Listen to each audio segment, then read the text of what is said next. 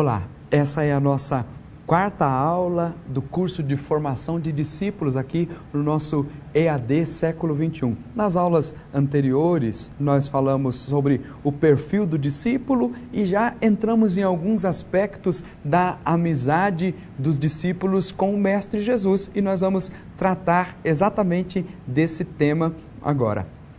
Falar desses outros aspectos para que você também se apaixone por Jesus como discípulo e continue vivendo aí a sua amizade com o Senhor. Primeiro, nós começamos com algo que Santa Teresa nos diz de forma muito clara. A oração é um trato de amizade com Deus. Nossa motivação para a oração deve ser sempre o amor a Deus. É o amor a Deus que nos impulsiona aos desafios de tão grande bem. Orar é, portanto, um diálogo de amor. A oração é um dom de Deus e não um esforço nosso.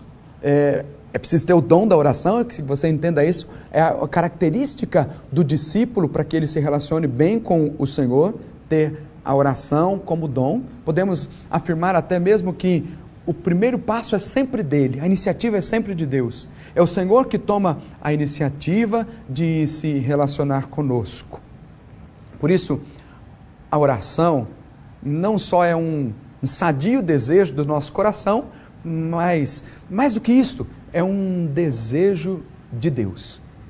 Claro que você vai poder estudar mais sobre a oração, aprofundando lá no Catecismo da Igreja Católica e em outros documentos da Igreja. Mas nós queremos tratar desse aspecto como sendo um princípio fundamental para a relação de amizade dos discípulos com o Mestre Jesus. Falar de amizade com Jesus é algo muito importante porque é isso que caracterizou a vida dos santos. Nosso Senhor também trata os seus discípulos assim, já não vos chamo servos, vos chamo de amigos. Vamos ver aí algumas características dessa amizade. No início de uma amizade, são necessários alguns passos. O primeiro deles é a escolha mútua. Ser escolhido sem que eu tenha escolhido esta pessoa, ou escolher e não ser aceito na escolha pelo outro, não levam adiante uma amizade.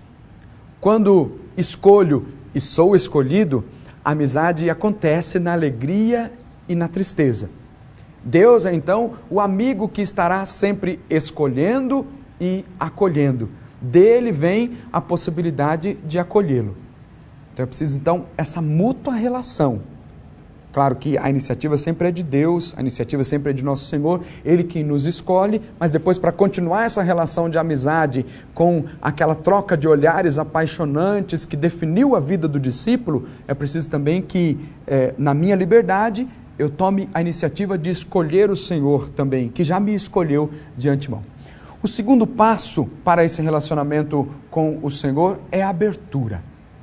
A amizade é uma doação de igual para igual. Claro que nós estamos tratando aqui de conceitos humanos, porque quando nós falamos da relação de amizade do Senhor para conosco, o Senhor se dá inteiramente.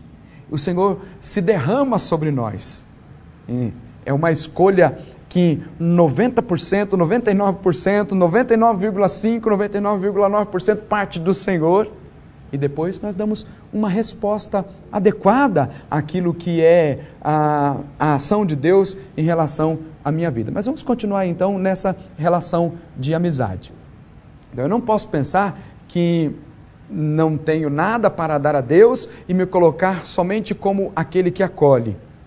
Deus não é o amigo máximo nem o amigo protetor, mas o amigo que eu amo, o qual sou chamado a escolher. É claro que, volto a repetir, essas são expressões que nós buscamos para compreender o nosso relacionamento com a divindade, partindo de comparações humanas. Não existe melhor amigo do que nosso Senhor. Ele nos escolheu e espera que nesse processo de escolha, no plano da nossa liberdade, também o escolhamos.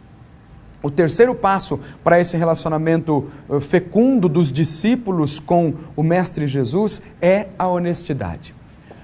Para Santa Teresa, a verdade é fundamental na oração.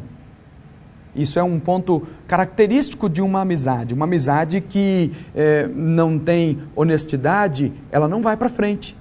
Se a amizade for baseada na falsidade, ela um dia ou outro ela vai acabar, porque essa falsidade vai acabar sendo revelada, e aí se descobre que tem um amigo falso. Nós não identificamos como amigo, mas sim como um falso amigo, porque a falsidade é que pautou a base da relação. Então, no trato com o Senhor, no relacionamento do discípulo com o mestre, é preciso viver na honestidade, tratar como o Senhor nos trata. Ele é nosso amigo, não nos chama de escravos, não nos chama de servos, mas nos chama de amigos, porque revelou os segredos do seu coração aos seus amigos. É assim que Jesus faz com os seus discípulos, revela os segredos do seu coração para os discípulos, porque o objetivo é que esses discípulos aprendam muito bem a relacionar-se com o mestre, para depois formar mestres ou formar discípulos do mesmo jeito que eles foram formados pelo mestre. Não é aquela expressão de formar ou usar uma forma para formar, depois jogar a forma fora. Não, é claro, cada um tem a sua característica, porém o princípio fundamental, a base para a formação do verdadeiro discípulo está nos elementos essenciais aprendidos da vida de nosso Senhor Jesus Cristo. Então, a honestidade é fundamental no trato, no relacionamento do discípulo com o mestre. O quarto passo é a fidelidade. Sabemos que da parte de Deus isso nunca faltará. Deus é fiel. Sua fidelidade nunca acaba. Então, da parte de Deus, a fidelidade não vai acabar, isso nunca faltará. Até mesmo a sua fidelidade para conosco é que nos ensinará a sermos fiéis a Ele. Com certeza, se marcarmos com o Senhor às 4 horas para a rezar e às 3 horas, Ele já estará ansioso esperando por nós.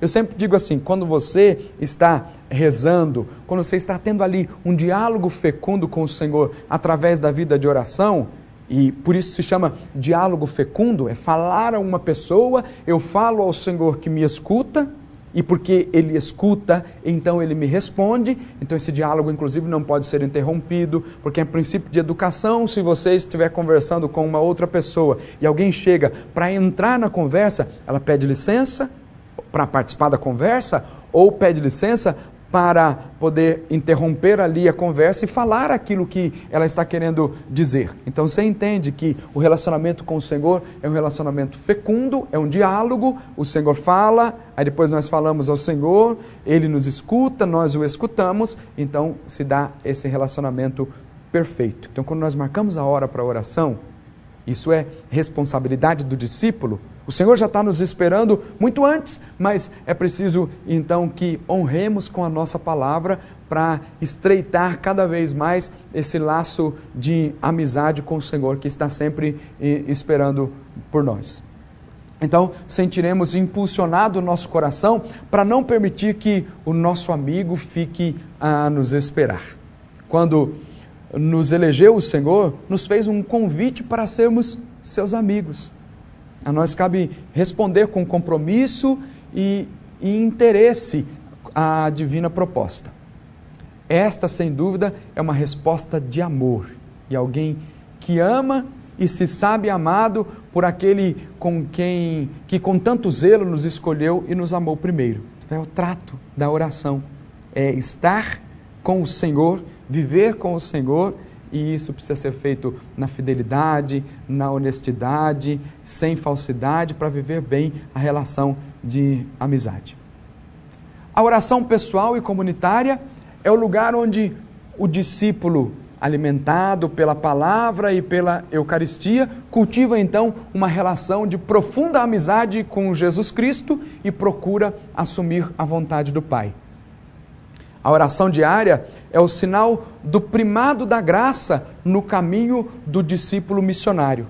Então, sem oração, nós não vamos colocar em primeiro lugar, de jeito nenhum, aquilo que é a nossa tarefa de evangelização, aquilo que é viver do jeito do Senhor. Por isso, é necessário aprender a orar, voltando sempre a aprender essa arte dos lábios do Mestre.